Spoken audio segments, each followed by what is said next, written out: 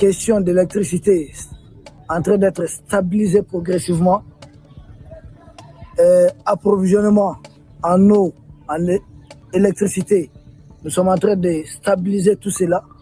Et puis le front même, nous sommes en train de neutraliser les terreaux. C'est au même moment, pendant ce temps, que les autorités du Mali ont acheté un avion, un Boeing. Et depuis là, nous voyons que les France-Africains n'ont plus le sommeil. Ça ne va pas. Ils sont en train de chialer, ils sont en train d'aboyer un peu partout. Peuple d'Afrique, tant qu'ils souffrent, nous prenons du plaisir dans leur souffrance. Ça, c'est très normal. Nous sommes achetés un avion présidentiel. Je ne vois rien d'anormal. Nous sommes un très grand pays, un peuple fort.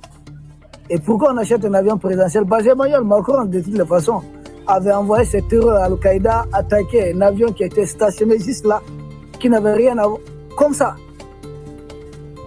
Et juste après, pour leur montrer que le Mali, c'est le Mali, nous avons acheté un avion. Mais à la grande différence, même marque d'avion, mais cette fois-ci, un avion beaucoup plus confortable pour son excellence.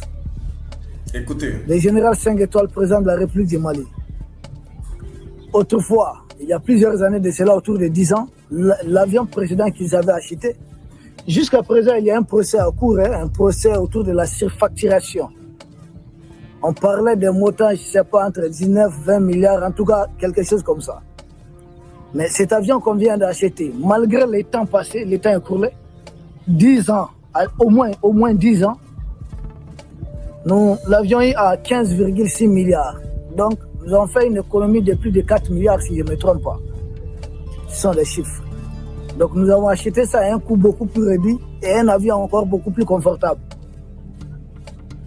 Au lieu de s'en réjouir, Serge Daniel et son équipe depuis hier soir. J'ai même vu Serge Daniel tweeter quelque part qu'il est en train de vérifier les chiffres et il va nous revenir. J'ai dit, mais attends, tu es malien jusqu'à ce point?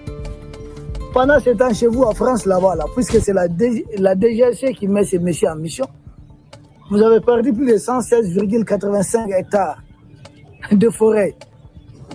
Les camps militaires de Souj, près de 190 hectares touchés par les flammes. D'autres endroits encore, pertes matérielles, vous êtes à plus de 2 milliards d'euros.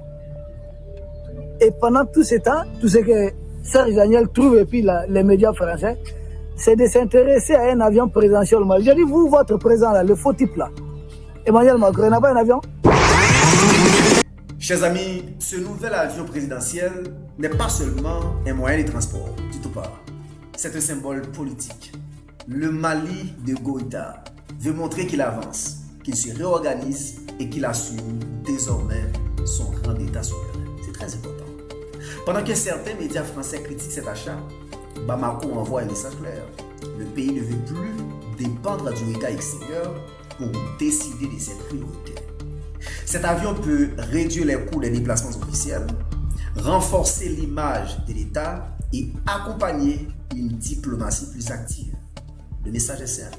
Le Mali veut parler d'égal à égal, voyager avec ses propres moyens et montrer que sa souveraineté n'est plus seulement un discours politique, mais une réalité visible.